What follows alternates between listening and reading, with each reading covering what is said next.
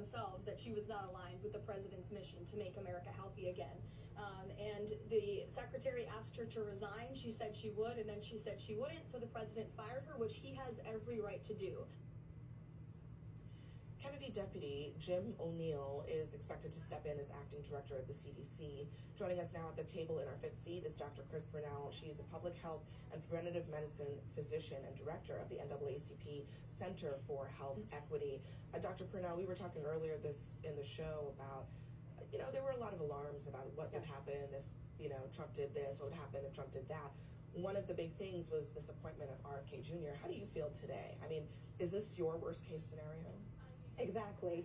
We in the NAACP, and personally myself as a public health and preventive medicine physician, I fought tooth and nail for Secretary Kennedy to not be named secretary. We knew the potential abuses of having someone who was a 2 decades long vaccine skeptic, someone who was reckless about the use of science, in charge of one of the largest government agencies with oversight over the CDC, and everything that we feared unfortunately has been enacted.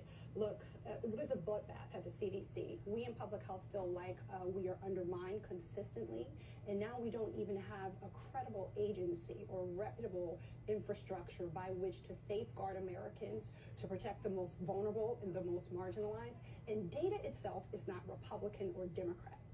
Science should not be politicized, and we are living in a time when the political determinants of health are proving when the wrong people are in charge, it's deadly. As he was saying, you were saying something in the last segment about this very thing. I mean, when everything in the government is infected by politics, where can people turn to feel like, you know what, no matter who's in office, I can trust this. No matter who's in office, this is reliable. I mean, are we moving away from that as a country? Yeah, and that's why I said this is the quickest way to ruin an advanced civilization, by politicizing and corrupting expertise. I have a personal invested stake in what happens at HHS. I'm the mother of an autistic son, and the way RFK Jr. has talked about autism is ruining people's lives. Exactly. It is endangering people because of the way he talks about autism, the way he's promising a cure that doesn't exist, the way he's blaming vaccines is going to get people killed, and it's also really gross and dirty and quackery. But I'm just mad that those health officials resigned. I get why they did. But all those vacancies are going to be filled by more quacks and TV doctors who want to perform for Trump. It's an important point because, the decision, they talked about the decision to do it, and it's always a challenge when people decide to do that, because you leave a vacancy that someone else is going to fill. I want to play for what one of those officials said tonight, speaking to Caitlin Collins in the last hour, about what he saw was happening at the agency that he just left, the CDC.